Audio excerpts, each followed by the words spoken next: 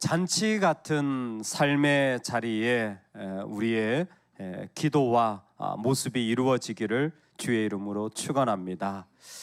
어린 양을 따라 나아가는 삶에는 반드시 두 가지가 있는데, 하나는 예배고 하나는 증언입니다. 즉 주님을 따라간다면, 예수님을 따라간다면 그 안에는 이 땅에 있는 어떤 상황 속에서도 하나님을 예배하고, 그 예배 속에서 우리가 선포하는 것은 살아계신 주님에 대한 증언을 이 땅 가운데 선포하며 살아가는 것입니다.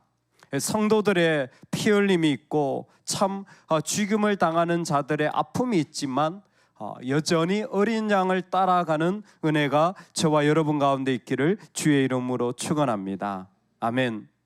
어린 양을 따라간다라는 것을 우리는 어떤 모습으로 표현할 수 있을까요? 예수님을 따라간다라는 것을 예배하고 증언하는 삶을 어떤 모습으로 이해할 수 있을까요? 묻는다면 의외로 그 자리는 기도의 자리입니다. 의외로 그 자리는 기도의 자리예요.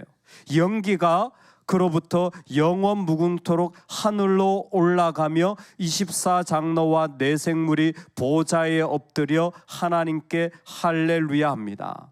즉 그 삶의 어린 양을 따라가는 사람들은 세상에 피 흘림이 있고 아픔이 있지만 그 중심을 하나님으로 삼으려고 기도하며 나아가는 거예요. 어떤 일이 있는데 그 사람이 기도의 자리에 나아가는 것은 내 중심을 하나님으로 바꾸기 위해서입니다. 기도는 바로 그런 능력입니다. 내 안에 내가 보이는 피 흘림이나 나의 아픔이 아니라 하나님을 나의 중심으로 삼으려고 하는 놀라운 하나님의 능력을 찬양하게 하는 힘이 바로 기도입니다. 기도할 때에 피 흘림의 자리 속에서도 하나님의 백성들은 여전히 하나님 중심으로 살아갈 수 있게 되어지는 거예요. 또 하나 이 기도의 능력이 무엇이냐면, 기도할 때 자신을 비판할 수 있게 되어져요. 기도할 때 하나님 중심으로 바뀔 뿐만 아니라 연기가 하늘로 올라가고, 기도할 때에 어떤 모습이 있냐면 자기를 비판하게 되어져요. 정말 기도하는 자들은 자기를 향하여 자신의 허물과 부족함을 보게 되어지는 것이죠. 요한은 정말 아름다운 상황과 놀라운 메시지를 보게 되어지지만 19장과 22장에 두 번이나 중대한 실수를 하게 되어지는 것을 성경이 그대로 기록해놨어요. 무슨 실수냐? 내가 그 발 앞에 엎드려 경배하려 하니 그가 나에게 말하기를, 나는 너와 및 예수의 증언을 받은 내 형제들과 같이 된 종이니, 천사들을 경배하려고 했더니 나는 너의 형제들과 같이 된 종이니 삼가 그리하지 말고 오직 하나님께 경배하라. 요한의 실수죠. 천사를 예배하려 한 거예요. 너무 아름답고 영광스러우니까. 이 장면은 22장에 또 한 번 이해하게 되어지는 거예요. 두 번이나 그렇게 되어질 때 삼가 그러지 마라. 언제 우리가 하나님을 향하여 기도하며 나아갈 때에 하나님 중심으로 바뀌어질 뿐만이 아니라, 여러분 그 안에 내 자신을 비판하고 내 자신을 보고 정죄할 수 있는 힘이 기도의 사람이에요. 그 기도의 사람은요, 사실은 다른 사람 말하지 않아요. 다른 사람 말하지 않아요. 나를 말해요. 기도하는 사람의 능력이에요. 정말 기도하는 사람들은 나를 말해요. 나를 그 가운데 어떻게 하나님 앞에서 부족함이 없는지, 내가 어떻게 하나님 앞에 세워져 가고 있는지를 말하는 것이 기도의 능력이에요. 자, 그렇다면 피 흘리는 심판 속에서 왜 하나님은 우리에게 지금 이와 같은 기도의 능력의 자리를 보여주시는 겁니까? 이 전부는 뭐냐면 주님이 예배와 증언하는 어린 양을 따라가는 자들, 기도하는 자들, 기도함으로 그 가운데 피 흘림의 자리를 이겨나가는 자들을 초대하는데, 어디에 초대하냐면 어린 양의 혼인잔치에 초대해 주시는 거예요. 우리가 궁극적으로 기도의 최상위 단계에 만약에 선다면, 예배의 최고의 단계에 선다면 그것은 혼인잔치입니다. 어린 양의 혼인잔치, 그 어린 양 되신 주님과 우리가 같이 누리는 그 자리를 보고 그 잔치를 기뻐하는 그 모습, 오늘 그 자리에 주님이 초대해 주시는 것이죠. 우리가 즐거워하고 크게 기뻐하며 그에게 영광을 돌리세. 어린 양의 혼인 기약이 이르렀고 그의 아내가 자신을 준비하였으므로 천사가 내게 말하기를 기록하라. 어린 양의 혼인잔치에 청함을 받은 자들은 복이 있도다 하고 또 내게 말하되 이것은 하나님의 참되신 말씀이라. 즉 기도하며 나아갈 때에 그 가운데 하나님이 이 혼인잔치에 초대해 주는 것을 가장 복된, 가장 아름다운 계시록의 마지막 모습, 그 자리로 우리를 보여주시는 거예요. 이건 성경 전체가 하나님 나라를 보여주는 이미지로서 잔치를 사용하는 겁니다. 하나님 나라는 어떤 곳이냐? 잔치 같은 곳인 거예요. 이사야도 만군의 여호와께서 이 산에서 만민을 위하여 기름진 것과 오래 저장하였던 포도주로 잔치를 베푸시리니, 누가복음에도 보면 어떤 사람이 큰 잔치를 베풀고 많은 사람을 청하였더니, 우리도 잘 아는 것처럼 집 나간 아들이 돌아올 때 아버지가 잔치를 베푸는 것, 이 모든 것은 하나님 나라의 가장 기쁜, 가장 놀라운 중심에 선 그 즐거움을 상징하는 거예요. 그 잔치 같은 삶을, 그 삶 가운데 누려가도록 하나님은 우리를 지금도 초대하여 주시는 것이죠. 여러분, 우리의 기도가 잔치 같은 삶의 이 기쁨의 자리까지 그냥 웃어 기뻐하는, 즐거워하는, 어떤 부분에서는 웃어 넘겨버릴 수 있는 기도의 가장 아름다운 잔치의 축복이 있기를 주의 이름으로 축원합니다. 이거 정말 중요한 영성이에요. 기도하는 자가 기뻐해야 되는데 기도하는 자가 점점 우울해져. 기도하는 자가 더 웃어 넘겨야 되는데 기도하는 자가 점점 더 쪼잔해져. 그럼 지금 뭔가 심각한 영적인 문제가 생겼다라는 거예요. 그렇게 기도를 열심히 하는데 그렇게 시험을 많이 받아. 기도의 영성을 배우지 못한 거예요. 기도는요, 기뻐하는 거예요. 웃어 넘기는 거예요. 왜? 내 아버지와 함께 초대받는 그 혼인잔치의 신부로서 참석할 수 있는 그 축복을 받았기 때문에 웃어 넘기는 거죠. 그 이경실 씨가 그렇게 얘기를 하더라고요. 참 코미디언들은 대단한 능력을 가지고 있는 것 같아요. 아무리 어려운 일들도 웃음을 만드는 능력이 있는 것 같아요. 자기 어머니가 94세래요. 벌써 좀 시간이 된 것 같아요. 94세인데 정정하시다라는 거예요. 잘 걸어 다니시고 식사도 잘하시고 잘 먹으시고 94세인데 정정하시다는 거예요. 그 어머니가 어떻게 그렇게 정정하시느냐? 그분이 그러더라고요. 우리 아버지가 일찍 돌아가셔가지고 남편 수발 안 해도 되니까 부인이 오래 산다는 거예요. 할렐루야. 제가 그 얘기를 듣는데 아버지 돌아가신 걸 이렇게 웃음으로 바꿀 수가 있나? 이게 되나? 그 안에 참 웃어버리는구나. 여러분, 어떻게 보면 그런 사람들과 비교할 수 없는 기쁨을 가진 자들이 크리스찬 아닐까요? 이 세상에서 기도하는 사람들은요, 잔치 같은 삶인 거예요. 그걸 뭘 대단한 것이라고 그렇게 힘쓰고 뭐 그걸 그렇게 억울해하고 그걸 뭐 그렇게 아파해. 웃어버리면 끝날 걸. 주님 앞에 얘기하면 끝날 걸. 주님 앞에 서면 아무것도 아닐 문제인데. 할렐루야. 여러분, 우리의 기도의 마지막은 다시 말하지만 어린 양과 같이 하나님 앞에 서는 모습이에요. 기도는 내 중심을 하나님으로 바꾸고, 기도는 나를 비판하는 거예요. 요한도 나를 비판하는 거예요. 기도는 나를 비판하는 거예요. 그때 그 사람은 그 말할 수 없는 어린 양의 보혈의 능력으로 지금 이 잔치의 초대함을 받는 거예요. 여러분, 우리에게 이 기도의 능력이 회복되어지기를 원합니다. 그래서 기도를 많이 할수록 억울하고 우울해지는 게 아니라 기도할수록 기뻐하고 웃어 넘기는 이 어린 양의 잔치의 영성이 우리에게 깊어지길 소망합니다. 정말 기도를 많이 한 사람이면요, 무엇도 문제될 게 없는 거예요. 그냥 웃어 넘기면 끝날 건데. 근데 오늘 말씀에 저는 특별한 좀 도전이 있다고 생각되어집니다. 유진 피터슨이 아주 잘 연구를 했어요.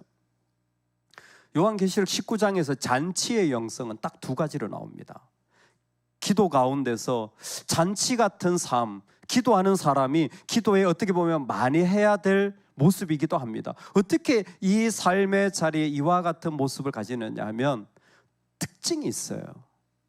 신약 성경에 할렐루야라는 말이 총 4번 나옵니다.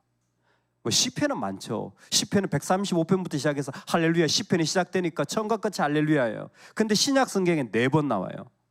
그 4번이 전부 다 계시록 19장에 나와요. 그러니까 기도하는 사람, 하나님 앞에 연기로 올라가서 그 잔치를 경험하는 사람들의 모습을 한마디로 말하면 할렐루야인 거예요. 하나님을 찬양하라. 근데 이 부분이 되게 중요합니다. 계시록에서 할렐루야는 오늘날 우리가 할렐루야, 아멘 이런 의도도 있지만 계시록적인 관점에서 보면 어떤 사람은 지옥의 영에 빠지는 사람이 있고 어떤 사람은 잔치에 빠지는 사람이 있어요. 여러분 잘 보셔야 돼요. 저주의 말은요, 제한되어지고 갇히는 거예요. 독설의 말, 할렐루야가 아닌 말들은요, 거기에 묶이게 되어져 있어요. 근데 찬양의 언어, 할렐루야는 그것을 뛰어넘는 보편성과 개방성을 가지게 되어지는 겁니다. 할렐루야 하면서 마음에 꽁하다, 이게 가능할까요? 할렐루야 하면서 이것 아니면 안 돼, 이게 가능할까요? 우리가 언뜻 생각해도 이건 아니잖아요. 마찬가지로 우리가 정말 하나님 앞에 나아가는 할렐루야의 언어의 핵심은 무엇이냐면 우리 안에 하나님께서 우리를 세우시고 인도하시는 자리 속에 그 모든 것을 뛰어넘어 고백하게 하는 것이 할렐루야입니다. 그래서 저주는 아주 지엽적일 수밖에 없지만 찬양은 넓은 공간에 나아가는 그와 같은 모습인 거예요. 그래서 할렐루야입니다. 뭐 일이 다 잘 돼서가 아니에요. 할렐루야는 기본적으로 내 중심에 하나님이 계시기 때문에 하는 언어에, 잘 들으셔야 돼요. 문제가 해결되거나 일이 잘 풀려서 할렐루야가 아니에요. 여전히 시간이 갈수록 말세에는 이와 같은 피 흘림의 일들이 많지만 할렐루야예요. 왜냐하면 중심이 하나님이기 때문에, 중심이 하나님으로 바뀌었기 때문에 할렐루야입니다. 그러면 잔치의 영성이 일어나요. 기뻐할 수 있는 이 마음이 이 가운데 세워지는 거죠. 또 하나, 이 천국 잔치 같은 모습이 무엇이냐면 아멘이라는 말이 나오는 거죠. 이 두 가지를 합쳐서 4절에 보면 또 24장로와 네 생물이 엎드려 보좌에 앉으신 하나님께 경배하여 이르되 아멘 할렐루야 하니, 아멘 할렐루야 하니, 이것은 그 안에 하나님을 향하여 예하는 모습을 그대로 적어 놓은 것입니다. 하나님 앞에서는요, 절반은 노고 절반은 예스는 없습니다. 전부 다 예가 된다고 고린도후서에 그랬어요. 모두 다 예가 되어지는 거예요. 주의하셔야 될 것은 그렇다고 하면 안 돼, 절제해, 이건 금물이야, 이런 거는 잘못되었어 라고 말하는 것이 모두 다 불어대는 것은 아닙니다. 이건 잘못이야, 이건 틀렸어, 여러분 이렇게 말할 수 있어야 돼요. 근데 여기에서 아멘이라는 것은 그 사람의 중심이에요. 잘못됐다고 말하지만 훨씬 더 크게 나는 너를 향해 응원해 예라는 마음이 있어야 되는 거예요. 이건 고쳐 라는 말을 하지만 그 깊은 곳에 고정된 마음이 뭐냐면 나는 네 편이야. 여러분, 이게 계시록이 말하는 아멘이에요. 그러니까 무조건 아무 생각 없이 아우 나는 귀찮으니까 됐다 그냥 우리 서로 모른 척하자 이런 게 아니에요. 분명하게 알아요. 하지만 그 안에 깊은 마음속의 아멘은 무엇이냐면 하나님 나한테 시련이 있어도 나는 하나님을 향하여 압도적으로 아멘입니다. 난 어려움이 있어도 그것을 뛰어넘어 하나님을 향하여 내 마음은 고정됩니다. 내 시련이 없는 게 아니에요. 다 알아요. 하지만 아멘이라는 것은 그 가운데 그 어떤 것보다 더 크게 예. 그러니까 기도의 사람들은 자기를 비판하면서 그것으로 절망하지 않는 것은 하나님을 향하여 더 크게 예 하나님이라고 선포하며 나아가기 때문에 어떻게 보면 기도할수록 웃어 넘기는 것이지 기도할수록 더 기뻐하는 삶을 살 수밖에 없는 거예요. 왜? 기도의 가장 마지막 모습은 잔치 같은 모습이에요. 그냥 웃어 넘기는 거예요. 아무것도 어린 양 앞에 있으면 그거는 아무것도 아닌 거예요. 오늘 우리가 하나님 앞에 나아갈 때에 우리는 어린 양을 따라 살아가는 삶으로 부름을 받았습니다. 예수님을 따라간다는 건 딱 두 가지예요. 시간이 갈수록 하나는 예배하는 삶이고요, 또 하나는 예수님을 증거하는 삶이에요. 이건 이 세상을 향하여서 예수님을 선포하는 가장 중요한 예식이 예배입니다. 여러분, 절대 예배를 인간적인 마음으로 잣대질하지 마시기 바랍니다. 선교지 가잖아요. 눈 뜨면 예배해요. 아니, 눈 뜨면 전도해야 되는 거 아니냐? 아니요, 눈 뜨면 예배해야 돼요. 왜 그렇습니까? 예배야말로 이 세상에 저항하는 가장 강력한 힘이기 때문에 그렇습니다. 그때야말로 어린 양이 그 가운데 계시는 거예요. 그런데 그 사람들이 그 피 흘림 속에서 하나님 앞에 올려드리는 구름을 가만히 보니까 기도를 해요. 기도는 내 아픔 속에서 내 중심을 하나님으로 바꾸는 거예요. 내 중심을 하나님으로 바꾸는 거예요. 하나님으로 바꿀 뿐만이 아니라 나를 비판하는 작업이 기도예요. 내 허물을 하나님 앞에서 드러내고 저 사람이 아니라 나를 판단하는 거예요. 이 일들이 되면 그 사람은 혼인잔치에 초청을 받는 어린 양의 신부가 되어지는 거죠. 잔치에 초대받은 기쁨이 기도의 영성의 최고봉입니다. 예배의 가장 높은 자리는 내가 은혜 받는 게 아니라 잔치에 초대받은 기쁨이에요.